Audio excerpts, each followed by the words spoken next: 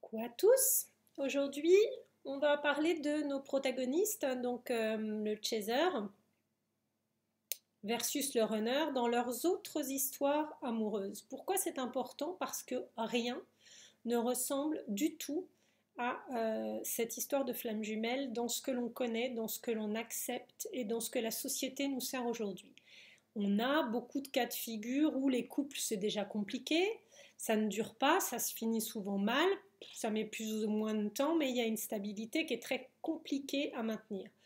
Indépendamment de ça, on va déjà broder que on a une société qui prône le côté très libertin, que les histoires peuvent être un peu écornées, c'est-à-dire que l'un et l'autre peuvent tromper, voilà, tout va facilement, c'est pas très compliqué là-dessus, et que effectivement, on a des pubs de partout qui nous montrent qu'il y a plein de sites pour ça, qu'on peut très bien s'inscrire sur n'importe lequel en étant marié, en couple ou pacsé, et que voilà, ni vu ni connu. Donc c'est déjà un peu compliqué, mais on va dire que même quand on est dans un schéma très très très habituel comme celui-là, où la moitié des couples se séparent, je crois, il y a déjà des lectures de ça, des jugements qui sont pas toujours simples, étant donné l'évolution des couples qui ne se marient plus, qui peuvent se quitter quand les enfants sont petits ou même ne pas avoir d'enfants. Enfin,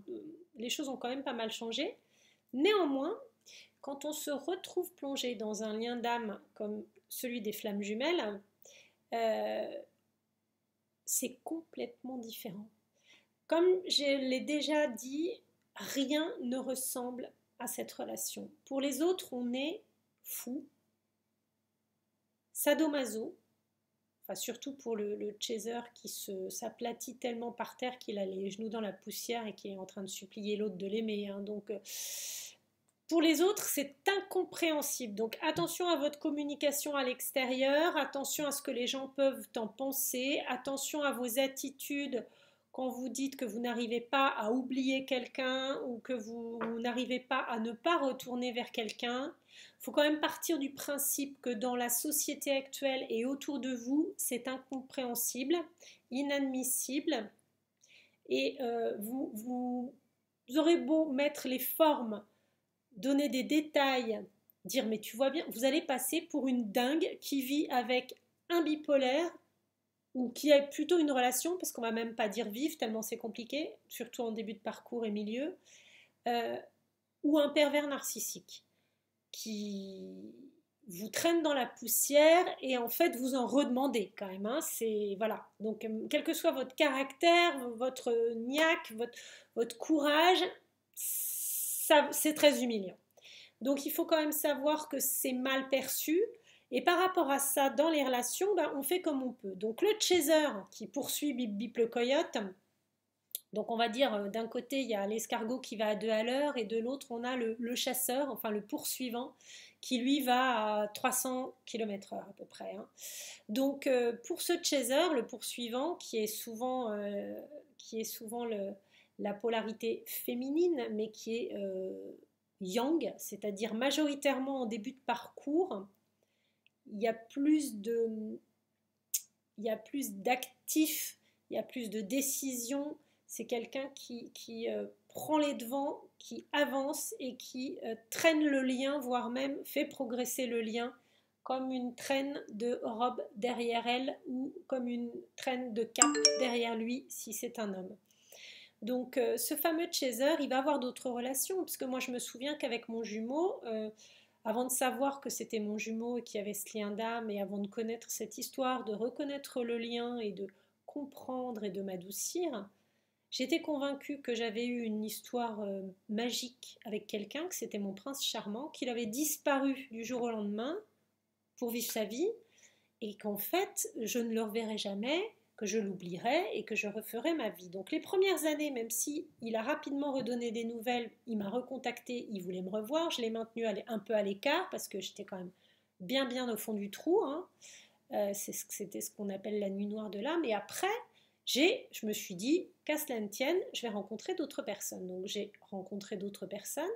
J'ai même eu une période où c'était ma quête dans la vie, c'est-à-dire que je voulais à tout prix gommer cet homme-là. Je voulais l'oublier. Pour moi, ça sonnait comme un amour impossible, comme quelqu'un qui m'avait éconduite, blessée, piétinée, menti, trahi, enfin la totale. Et j'avais très envie de trouver quelqu'un de mieux qui saurait me faire oublier cet homme-là. Rien de plus normal.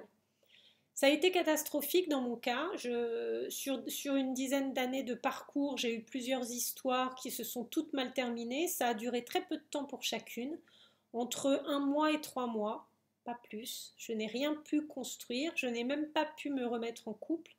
Dès le départ et rapidement, avec les idées qui faisaient vite le tour de mon cerveau de chaser, je savais que ça allait pas le faire. Donc je finissais par formuler que j'étais désolée, que je ne partageais pas les sentiments de cette personne, qu'on n'avait pas la même vision des choses, que effectivement ça n'allait pas pouvoir marcher, que voilà, que c'était moi, que j'étais désolée, etc. Et je quittais la personne. Et surtout, je me disais, mais comment c'est possible? Enfin, au début, cette personne pouvait me plaire, avait quelque chose physiquement qui m'attirait ou qui faisait que je me disais, bah oui, ça pourrait le faire, mais en fait, une fois dans l'histoire, ben, c'était pas mon jumeau et je le cherchais dans toutes mes relations. Donc bien sûr, c'était pas son grain de peau, c'était pas sa stature, c'était pas ses blagues, c'était pas son timbre de voix, c'était pas sa douceur, c'était pas et la reconnaissance spontanée qu'on a avec son autre quand on le voit de l'intérieur et qu'on sait que c'est lui, même avant de mettre des mots dessus et de savoir qu'on est flamme jumelle. On le sait et du coup on va chercher ça partout. Et c'est catastrophique parce qu'en fait, personne ne peut être cette personne. Donc pour le chaser, je rappelle que c'est un stockage pyramidal, que tout en haut de la pyramide, il y a son amoureux, que tout de suite après, en rang bien serré, il y a la famille, les enfants, les amis. Il a très peu d'amis, on peut les compter sur les doigts d'une main, je pense, les fidèles et sincères. Il est très très très stable et fidèle par ailleurs. Donc pour lui, les histoires amoureuses, étant donné qu'à chaque fois qu'il va commencer une nouvelle histoire, il ne voit pas son jumeau, le chaser ne mélange pas les styles et les genres. Si jamais son jumeau le recontacte, ce qui a pu être mon cas, le sollicite et lui dit allez, allez, viens, on prend un café ou on va au resto ou on se revoit, eh bien le chaser craque au départ, il tient bon. Il y a une espèce de chassé-croisé étrange, on se raconte un petit peu ce qu'on fait, à quoi on en est. Est-ce une mise à l'épreuve pour voir si l'autre est jaloux? Je ne sais pas, je n'ai jamais su si mon jumeau était jaloux. Mais moi, je sais que j'étais très jalouse quand il faisait la même chose. Et lorsqu'on se revoit, bah forcément, moi, je craquais complètement. Il ne se passait rien, mais je décidais de rompre avec la personne avec laquelle j'étais pour réessayer avec mon chaser. Enfin, en tout cas, en début de parcours, ça a été comme ça. Et à chaque fois, eh ben, c'était je reviens, on se frite, on réouvre nos blessures, donc on n'est pas d'accord, donc ça nous vexe terriblement. Je t'abandonne, tu me rejettes, ou je te rejette, tu m'abandonnes. On repart chacun penser ses blessures pendant X mois. Le runner repart avec une autre personne, se réinstalle tout de suite, pouf, en couple, s'investit. Il est capable effectivement d'avoir des relations de 6 mois, 1 an, même plusieurs années. À chaque fois, il va dire que ça se passe super, impeccable, que ça va bien, qu'ils s'entendent bien, que voilà. Alors que le chaser, lui, va dire c'est pas terrible, j'y arrive pas, parce qu'il y en a un qui est complètement dans l'authenticité, dans l'honnêteté, la transparence, c'est un livre ouvert, et l'autre qui porte des masques, faut pas oublier. Donc l'autre, il va dire bah voilà, je me débrouille bien, je suis content. Moi, je me souviens des expressions de mon jumeau qui me disait j'ai passé un bel été parce que j'étais avec une telle, ou je sens que l'année va être bonne parce que j'ai rencontré machine sur tel site. Enfin, voilà. Et moi, j'étais terriblement jalouse parce qu'en fait, ça lui arrivait même d'être en fin d'histoire avec quelqu'un et de me solliciter, de voir que ben, on se plaisait toujours, on s'attirait toujours autant et que j'allais probablement revenir vers lui. Et il était capable de quitter cette personne parce que comme il était en fin d'histoire et c'est ce qui faisait qu'il y avait une petite brèche pour moi, super, je réapparaissais dans sa vie, mais oulala, ça faisait encore trop peur, on n'avait pas assez réglé de choses et on n'était pas alignés, donc beaucoup de discordes et de disputes qui faisaient que chacun repartait de son côté, et lui, hop, repiochait tout de suite quelqu'un, se réinstallait, et moi je me disais, mais c'est pas possible, mais comment fait-il? Alors le runner, notre bip bip fantastique, notre escargot masqué, notre tortue qui fait du 2 km/h, notre masculin sacré majoritairement, mais pas toujours.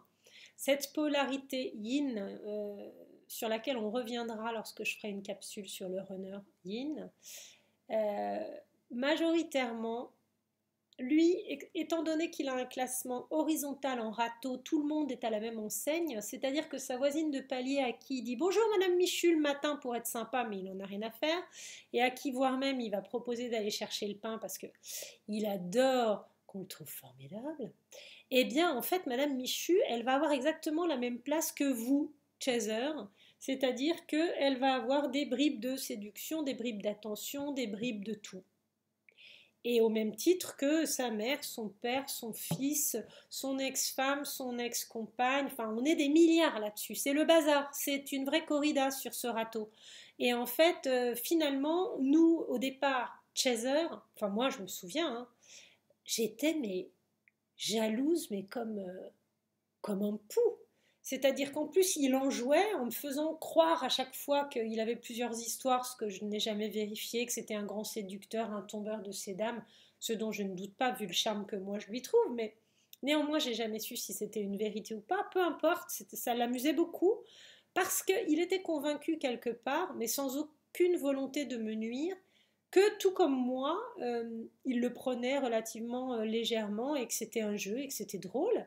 Alors qu'en fait, de l'autre côté, il a quelqu'un qui prend les choses au pied de la lettre, qui souffre de la situation, qui déteste être mis en triangulaire et qui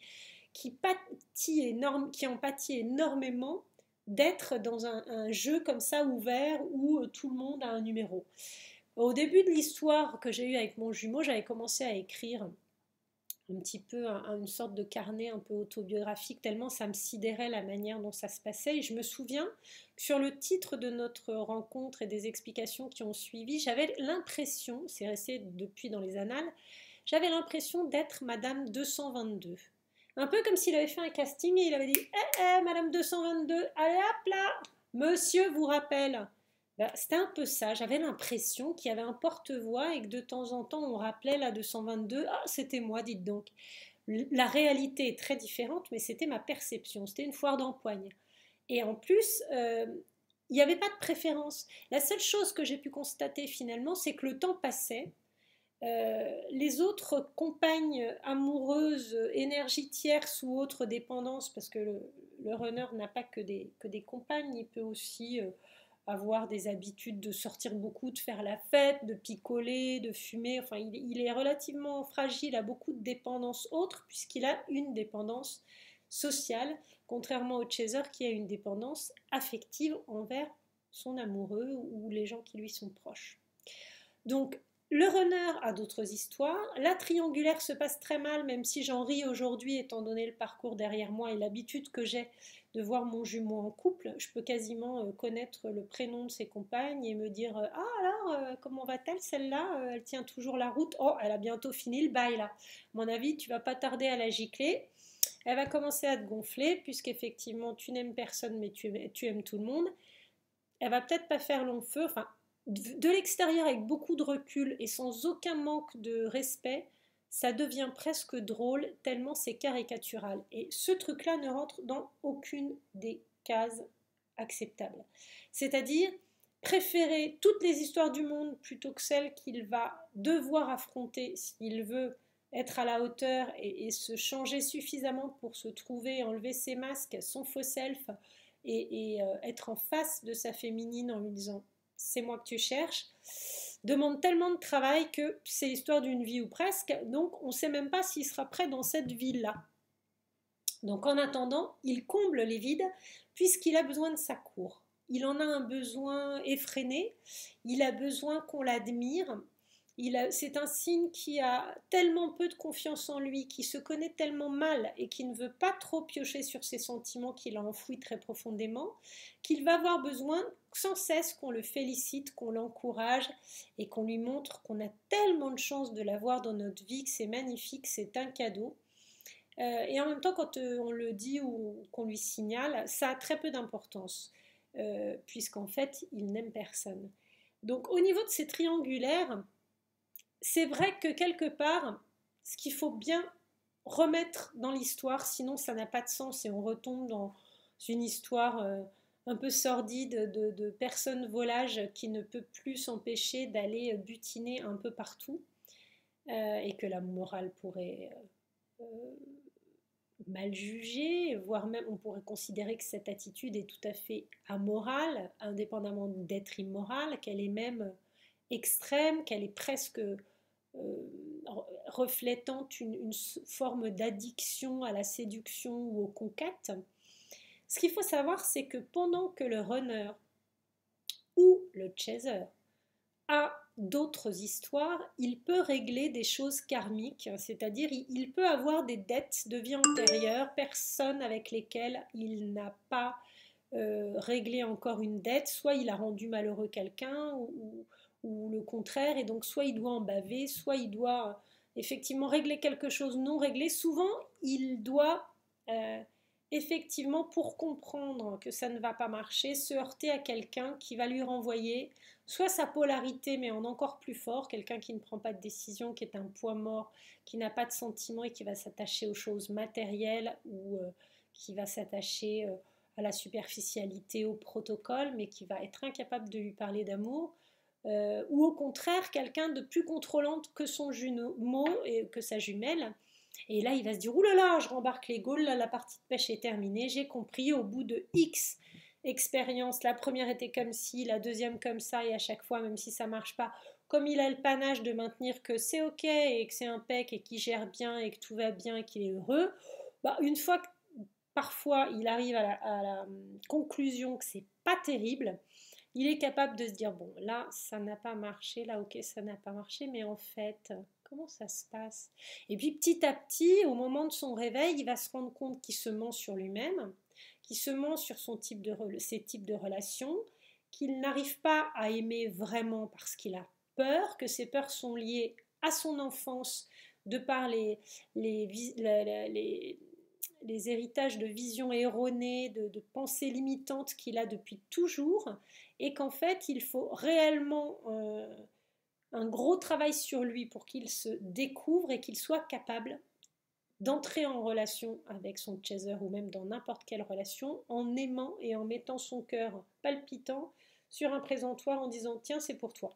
Il ne veut pas faire ça, il ne peut pas faire ça parce que ça lui fait trop peur et surtout c'est s'exposer à souffrir. Or le runner il veut bien faire 1000 concessions pour paraître agréable, aimable, charmant, euh, adorable, tout ce qu'on veut parce que souvent les gens l'adorent, mais il est incapable de se mettre à nu comme ça, c'est beaucoup trop dangereux. Ça lui fait peur, ça lui déclenche une peur panique, et il préfère fuir et casser la relation, pourrir l'existence de son autre, contrôler la relation en mettant l'autre à distance et ne pas s'investir, plutôt que d'essayer parce qu'il ne se sent pas à la hauteur. Il a l'impression qu'il pourra donner un dixième de l'amour que le chaser lui donne. Et c'est vrai que le chaser, c'est un tel torrent d'amour que l'autre, qui a du mal à décapsuler le haut de l'iceberg de ses sentiments, bah, la petite coupe qu'il a à offrir, c'est pas grand-chose. Il se dit, mais jamais je pourrais l'aimer autant, ce qui est une vérité en début de parcours et en milieu de parcours. Donc en fait, il se barre avec la maison sur le dos en escargot et ça me fait penser à l'image de notre groupe Facebook avec l'escargot qui a toutes les malles sur le dos, c'est complètement ça. Et il se barre. Alors, c'est plutôt quand il revient qu'il est en escargot. Quand il se barre, il part très très vite. Mais en tout cas, toutes ces relations, il fait comme si tout allait super bien et qu'il avait le contrôle de tout ça magnifiquement. Il ne fait jamais celui qui est déconfit, jamais celui qui a mal investi, jamais celui qui a fait le mauvais choix ou a misé sur le mauvais cheval. Il ne dira jamais à son chaser, tant qu'il n'est pas réveillé, qui pense qu'il a un peu foiré ses histoires. Moi, ça m'est arrivé d'entendre mon jumeau qui me disait je pense que je suis en train de rater ma vie, mais il était incapable de me formuler le pourquoi du comment. Il avait bien une petite sensation de passer à côté du piment de la vie, du sel de la vie, de la beauté de la vie, et il ne me cachait pas qu'il était très heureux d'avoir de mes nouvelles, de me retrouver, de me croiser, d'aller prendre un café, d'aller déjeuner ou dîner et de me revoir parce que c'était un bonheur incroyable, mais il était infoutu de mettre d'autres mots sur ce type de ressenti. Et dans les autres histoires qui font progresser l'un comme l'autre, sur quoi ça les fait progresser? Sur leurs blessures. Donc on en revient aux 5 blessures de Louise Bourbeau, donc l'injustice, l'humiliation, le rejet, l'abandon et la trahison. Il y en a d'autres probablement, mais ce sont les principales. On en a un cocktail de plusieurs comme déjà annoncé, et lorsque le jumeau a un type d'attitude envers son autre, il provoque illico la plus grande blessure et en cheptel derrière celles qui suivent. C'est-à-dire que parfois on a un double scud, c'est-à-dire qu'on se sent trahi par exemple parce qu'il nous trompe, mais en plus il va nous mentir pour cacher un peu l'affaire. Et puis il va pas nous parler parce qu'il va pas oser mettre de mots, donc il va se mettre en non-communication. Pouf, le syndrome d'abandon, enfin la blessure d'abandon ressort comme un diable de sa boîte, et ainsi de suite pour le chaser. Et de l'autre côté, le chaser souffre tellement que l'autre ne veuille pas de lui en lui disant non, non, pas toi, tout, mais pas toi. Et pourtant, les signes corporels, les moments où il revient vers son chaser, il lui écrit, il la regarde ou il le regarde comme ça, comme un crapaud mort d'amour. Il est captivé par ses paroles, par sa gestuelle, par son charme. Il est capable de dire que l'autre l'envoûte, qu'il est littéralement hypnotisé par cette personne, qu'il est sous son charme, qu'il est tellement sensible à tout ce qui rayonne, etc., etc. Mais il lui dit jamais qu'il l'aime, il lui dit jamais que c'est primordial, il lui dit jamais que c'est plus fort que tout, il lui dit jamais que c'est mieux que tout, il lui dit jamais que c'est au-dessus de tout. Il va minimiser le truc, piétiner bien le machin en disant non, non, non, c'est vrai qu'il y a un truc entre nous, mais bon, on en discutera.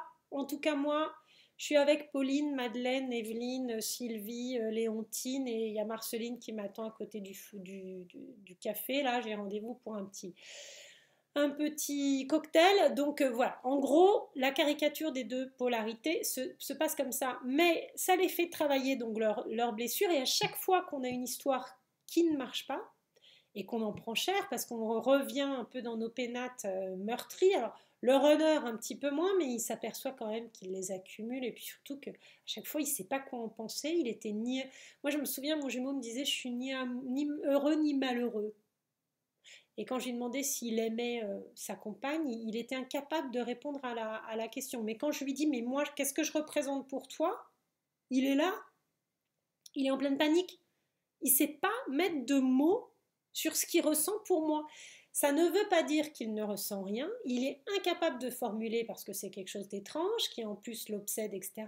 Il préfère ne rien en dire parce que comme il n'ose pas y aller, bah, on ne va pas mettre le doigt dedans. D'ailleurs, j'en discutais hier suite à une vidéo très rigolote de Sylvie qui est sur une guidance. Alors je me souviens plus de son nom, c'est pas Sylvie Barin, c'est une autre, mais qui me fait mourir de rire parce qu'elle tutoie son public et qu'elle donne des explications aussi sur la triangulaire très rigolote. Bon, Sylvie Barin donne des prénoms Willy, Laura et Nelly aux trois et savoir un peu ce qui leur arrive, c'est très marrant aussi. Je les remercie beaucoup. Elles ont mis tellement de douceur dans ce qui pouvait être douloureux parfois le matin quand je tombais sur ces vidéos et que j'en étais malade et que j'étais atomisée. Ça m'a fait tellement de bien. Merci de rire, d'en rire, de prendre de la distance, de me dire ah bah c'est vrai que de l'extérieur c'est drôle. Bref, donc en fait ces triangulaires-là font progresser parce qu'en travaillant sur nos blessures, petit à petit, on en règle certaines. Pour d'autres, il faudra un peu plus, il faudra des soins énergétiques, un suivi psy ou même de l'hypnose qui, pour mon cas, a marché très bien. C'est pour ça que je suis allée vers cette voie et que j'ai continué en auto-hypnose parce que dans mon cas, c'est ce qui a le mieux fonctionné.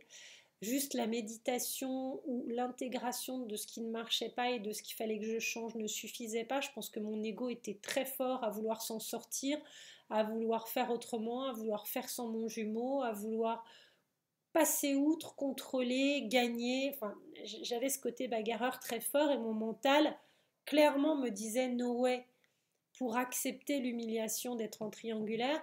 Après, comment on le vit, sans rentrer dans les détails, puisque je pense que l'histoire appartient à chacun, moi je pense que j'ai essayé un peu toutes les postures. Il y a un moment où j'étais tellement dans dans le refus de certaines choses, que je ne voulais même pas qu'il m'en parle et je ne voulais pas trop le côtoyer et je préférais attendre qu'il soit sorti d'une histoire pour le voir. Il y a eu une autre période où je me suis dit, allez, je ressens quelque chose de très fort. J'avais juste entendu parler des flammes jumelles sans encore savoir que j'étais dedans. Je prenais juste connaissance du sujet. C'était au bout de 2-3 ans. Euh, je me suis dit, allez, je sens quelque chose de tellement fort, je me fie à mon ressenti, j'y vais, tant pis, qu'il soit avec quelqu'un ou pas. Je préfère le voir une fois par mois et qu'on garde quand même le lien et le contact. Je ne peux pas ne pas l'avoir dans mon champ de vision, je ne peux pas ne pas entendre sa voix, je ne peux pas avoir zéro nouvelle de lui, tant pis. J'accepte, je passe outre le fait qu'il ne me propose pas d'histoire régulière et suivie, qu'il ne veuille pas vivre avec moi, qu'il vive avec d'autres personnes. Je le vois, tant pis, je prends ce qu'il y a à prendre et je le gère. Sauf que ça s'est très mal passé. Je tenais 6 mois et puis on se disputait. Pendant 6 mois, je voulais plus le voir, j'allais me guérir et puis hop, il réapparaissait ou je réapparaissais. On se revoyait quand même. Il n'avait rien d'autre à m'offrir que les miettes et puis je reprenais et ainsi de suite. Un enfer.